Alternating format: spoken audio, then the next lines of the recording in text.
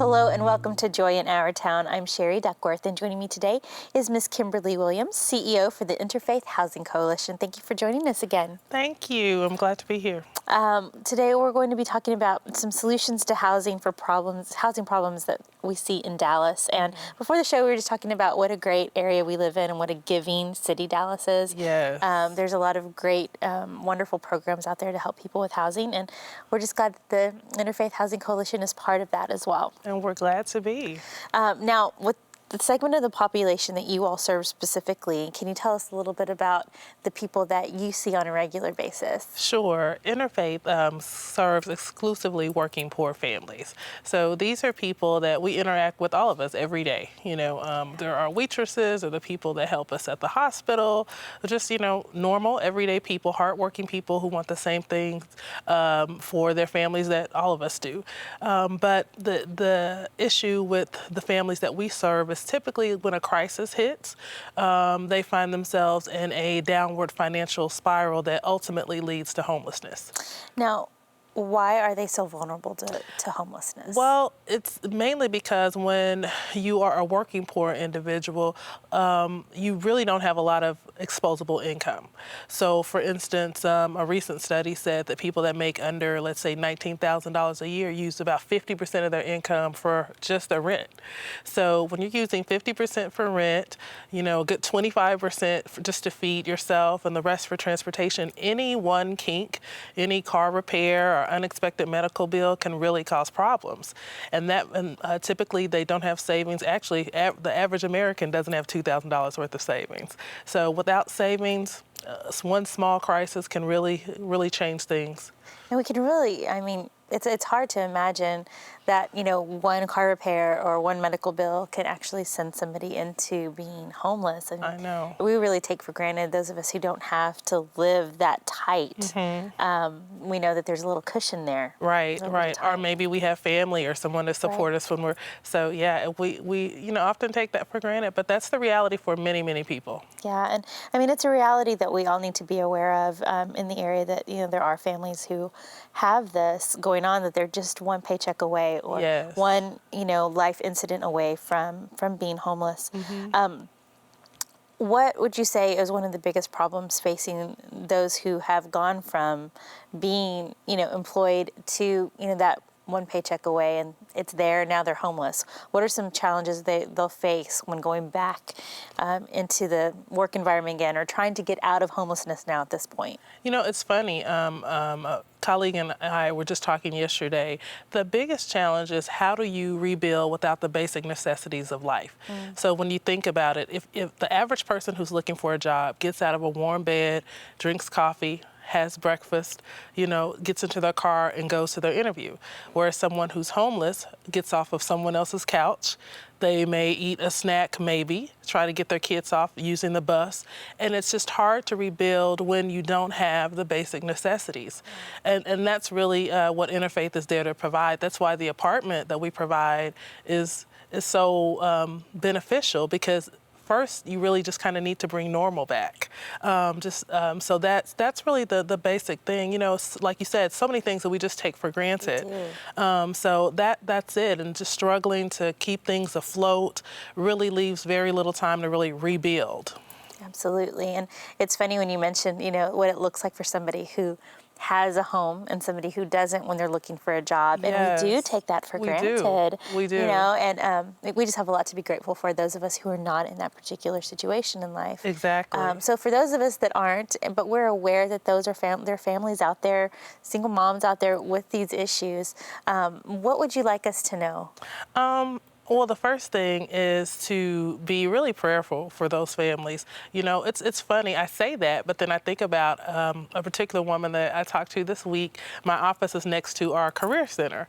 And for the longest, I thought she was a volunteer. Like, she came in every day looking just so great, always smiling, always helpful. And I asked her one day, "Are you volunteering?" She's like, "No, I live here. I'm a resident." Oh, wow. And I was like, "What?" But the joy that our families have just when those little things are provided. So if you have a coat or if you have a kitchen table that you can give to a local agency when someone's trying to rebuild, that could mean all the world. Our families have such peace just by having those basic things. And then they come in and really we see God do the rest in their life. So I would say that just be mindful about that, be prayerful, and consider what you can do to help. That sounds beautiful. I mean, and it is interesting to hear, what just those basic needs are being met can do for somebody's just their countenance and how they see life and how they see the world. So the Interfaith Housing Coalition, you provide homes for those who need them, obviously apartments, somewhere to live, and then also the supplies that they would need in order to maintain life inside of their apartment. That's exactly right. So usually when our families come in, they expect, people have different views of what they think a shelter looks like. And we're not really a shelter, we have apartments. So they'll come in and they'll see a couch and they'll see toys for their kids in the living room and books. And they'll see just all of these cool things. And there's just this overwhelming sense of relief and normalcy. And I think it does a lot to restore confidence. There's something about going home and like if you're on someone's couch that reminds you that you're homeless. But when you can go home to a home, then you remember that you're a person who God loves and who he values. And it gives you the confidence to go out and go through training or go in an interview and do well. Yes.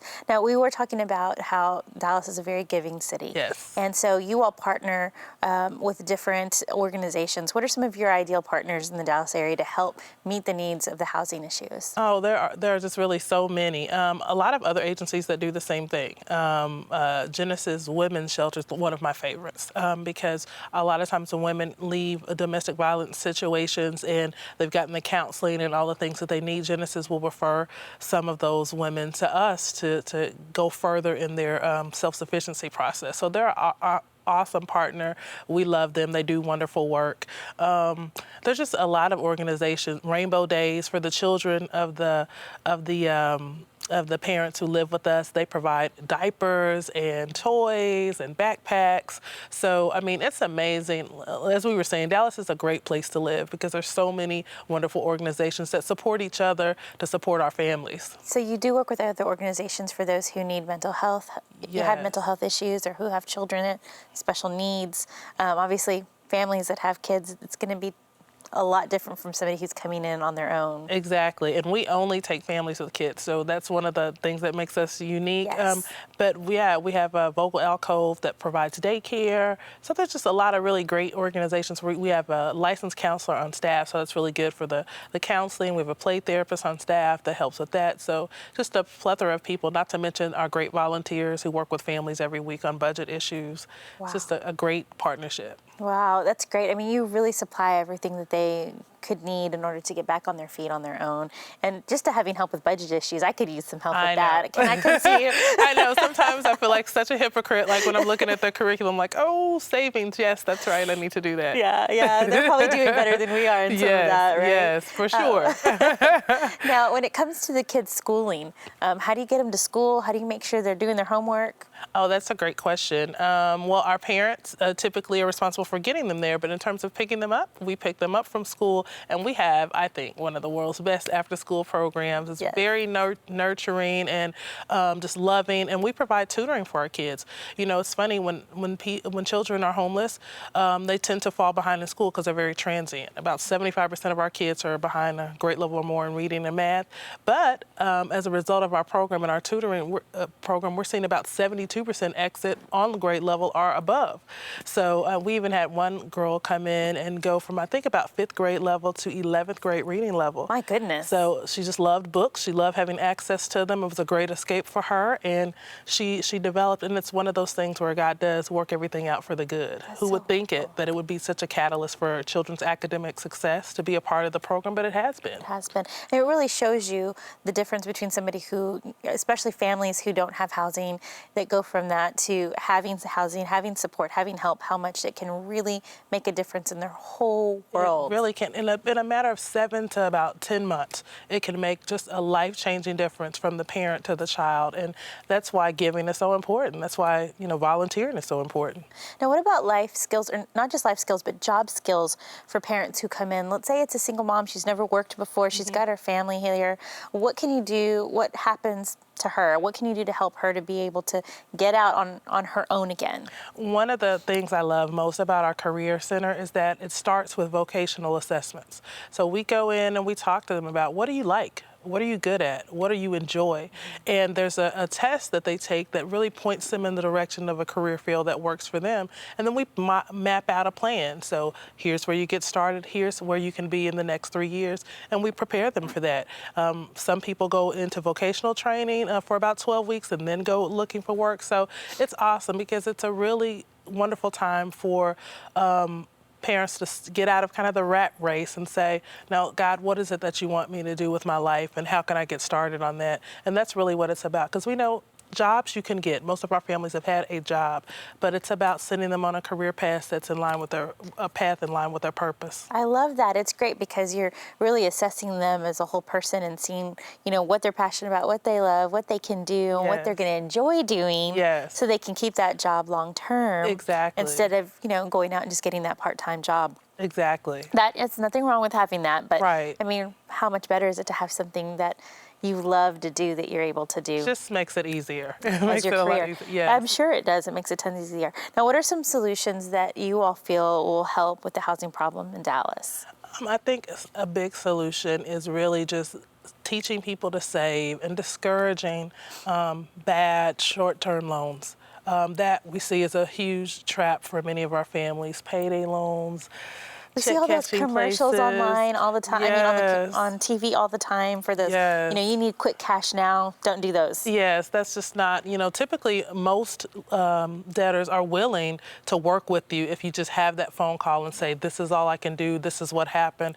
That really getting into those traps really hurt, because typically they'll take the money out of the individual's check before they even get paid, or out of their account, and so they end up in a really negative spiral. So. And I understand the urge, especially when you're a single parent and you're trying to make it happen, but that we found has been a major trap. Yeah, I mean, that's what they're trying to do. They're fishing for those who are desperate and taking advantage, really. And the interest rates are ridiculous, and it's better just to call those people holding those, holding your loans, and to make sure that you can get help, because they want to help. They do. I mean, most debtors do. And that's one of the first things our families find out in their budget sessions, that, oh my goodness, I could have just called and made these arrangements.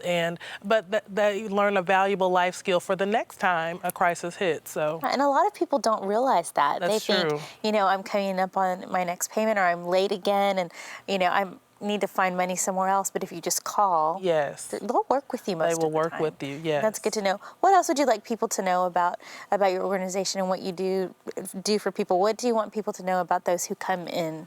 I think the most important thing is to know that people who come into Interfaith, or organizations like ours, really work hard. The whole saying in the Bible that people are destroyed for lack of knowledge, we cannot underestimate how important it is just to train people and teach people how to take care of some of these basic life skills, because that's really where a lot of the things go wrong. Like we said, not knowing what to do with debt, not knowing how to properly go about finding a job, not knowing how to tap into community resources. Right. So just taking the time to provide a helping hand or a word of encouragement when someone's down works wonders in ways that we could never imagine. Yeah, you're giving them priceless treasure that they can go on with and take with the rest of their lives. And I think it's a beautiful thing that you're doing for the community. So thank you so much, Kimberly, for coming to talk with us again. Thank you for having me again. I love being here. We enjoy you very much, so thank you. And thank you all today for watching Joy in Our Town.